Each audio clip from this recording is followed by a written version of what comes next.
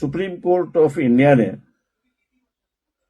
कल SIR special intensive revision of electoral roll इस पर निर्णय दिया, टिप्पणी दी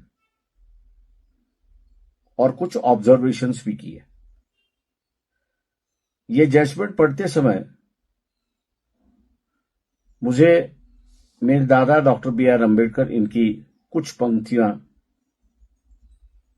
याद आई कि जिन्होंने उन्होंने महात्मा गांधी के रिप्लाई में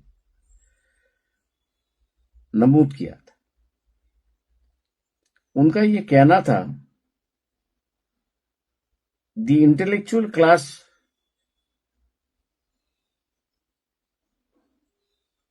कॉमन मासेस को एजुकेट करने के बारे में, शिक्षा देने के बारे में आइदर टू डिसऑनेस्ट है या इनडिफरेंट है। उन्होंने आगे जाके लिखा, we are witness to this great tragedy. Baba Saheb की ये जो पंक्तियां हैं,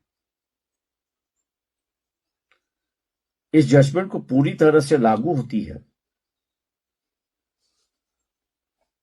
क्योंकि एक तरफ इलेक्शन कमीशन जो है नागरिकता तय नहीं कर सकता। उनके इस पूरे प्रोग्राम में खामियां है, जजमेंट में इसका उल्लंघन है। मोर पर्टिकुलर अगर कहूं तो पैराग्राफ 171 और पैराग्राफ 186H जजमेंट का यह कहता है कि नागरिकता तय करने का अधिकार इलेक्शन कमीशन को नहीं है। और दूसरी बहुत सारी खामियां जो है वो उन्होंने अपने जजमेंट में दिखाई है। सवाल यह है कि जो पिटिशनर्स थे उन्होंने ये कहा है कि ये स्पेशल इंटेंसिव रिवीजन करने का अधिकार रिप्रेजेंटेशन ऑफ पीपल्स एक्ट 1950 में दिया है, लेकिन कॉन्स्टिट्यूंसी और पार्ट ऑफ कॉन्स्टिट्यूंसी है। दूसरा ये अधिकार पार्लियामेंट ने दिया है कि हर साल इलेक्टोरल रोल का रिवीजन होना चाहिए और किस साल कौन से तारीख से होना चाहिए इसका भी उन्होंने विवरण उस एक्ट में दिया है। ये बात सही है कि इलेक्शन कमीशन को पूरा अधिकार दिया हुआ है, लेकिन जहां पार्लियामेंट ने लेजिस्लेट किया हुआ है, कानून बनाया है, उस कानून को क्या इलेक्शन कमीशन उल्लंघन कर सकता है? या जो पार्लियामेंट ने कानून बनाया है उसमें कोई कमियां है और इसलिए इलेक्शन कमीशन ने अपना अधिकार इस्तेमाल किया है? इसके बारे में कोई टिप्पणी जजमेंट में नहीं है। दूसरा सवाल जो उठाया था वो ये था कि क्या ये स्पेशल इंटेंसिव रिवीजन का ये वक्त है? अगर ये वक्त है तो इलेक्शन कमीशन ने बताना चाहिए कि क्या जरूरत है, लेकिन उस पर कोई जजमेंट में टिप्पणी भी नहीं है, ना उसका कोई उल्लंघन है। तीसरी बात और जो अहम बात इसमें उठाई थी वो थी नागरिकता की। मैंने जैसे कहा कि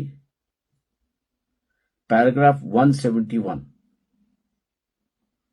और पैराग्राफ 186H इसमें कहा गया है कि इलेक्शन कमीशन को नागरिकता तय करने का अधिकार नहीं है। ये अधिकार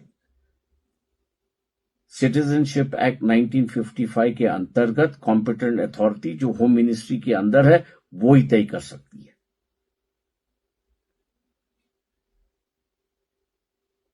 इससे ही जुड़ा हुआ या इससे ही सवाल यह है, जब नागरिकता तय करने का अधिकार इलेक्शन कमीशन को नहीं है और जब उन्होंने 70-70 लाख 90-90 लाख वोटर के नाम कटवा दिए हैं, क्या ये इलेक्शन फ्री एंड फेयर कहा जा सकता है?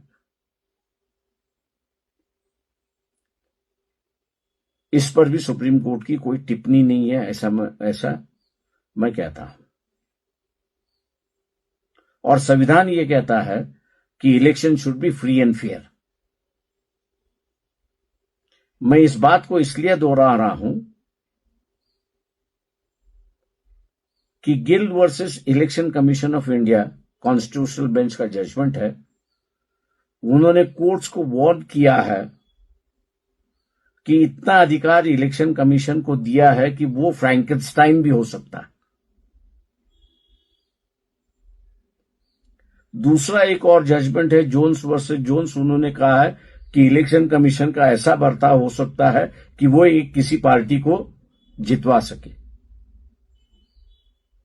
जब अधिकार नहीं है नाम कटवाने का, जब कटवा गया है, तो क्या इलेक्शन कमीशन फ्रैंकेनस्टाइन बन चुका है? या क्या इलेक्शन किसी एक पार्टी की तौर से काम कर रहा है? सुप्रीम कोर्ट का ही वार्निंग है, सुप्रीम कोर्ट के जजमेंट में ही ये वार्निंग है, लेकिन इसका कहीं उल्लंघन दिखाई नहीं दे रहा। इसलिए असम में कांग्रेस पार्टी को इफेक्ट हुआ है, तमिलनाडु में डीएमके को इफेक्ट हुआ है, वेस्ट बंगाल में जो है वो टीएमसी को इफेक्ट हुआ है। मैं इन तमाम पार्टियों से आग्रह कर रहा हूं, जब इलेक्शन कमीशन को ये नाम निकालने का अधिकार नहीं है, तो क्या ये इलेक्शन जो कंडक्ट किए गए हैं ये फ्री एंड फेयर है? ये सवाल लेके तुरंत सुप्रीम कोर्ट में जाना चाहिए और कोर्ट से आग्रह करना चाहिए कि महीने 1.5 महीने के अंदर आप कॉन्स्टिट्यूशनल कोर्ट बिठा के इसका निर्णय तुरंत देना चाहिए।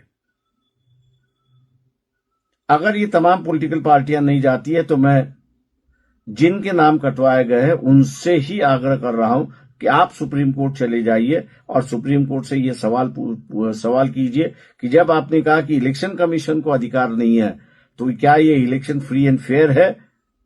अगर ये फ्री एंड फेयर नहीं है तो पूरा इलेक्शन रद्द कर दीजिए। ये प्रेयर लेके आम जनता जाए, ऐसा मैं उम्मीद करता हूं। सुप्रीम कोर्ट से ये अनुरोध है कि अंग्रेजी में कहावत है, कॉल स्पीड अ स्पीड। जब आपने ये कहा है कि इलेक्शन कमीशन को अधिकार नहीं है न सिटीजनशिप डिसाइड करने का, तो इसका मतलब यह है कि जिनके नाम कटे गए हैं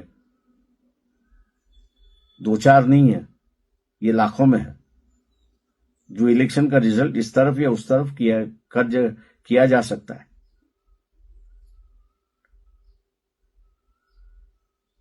तो ये फ्री एंड फेयर है या नहीं है, इस पर मेरे ख्याल से सुप्रीम कोर्ट ने अपना अधिकार जताना चाहिए, ऐसा मैं मानता हूं। मैं उम्मीद करता हूं कि सुप्रीम कोर्ट, बाबा साहब ने कहा है कि द इंटेलेक्चुअल क्लास, और सुप्रीम कोर्ट की जजेस जो है ये इंटेलेक्चुअल है, यह आम आदमी को सही रास्ता दिखाएंगे, ये मैं उम्मीद करता हूं।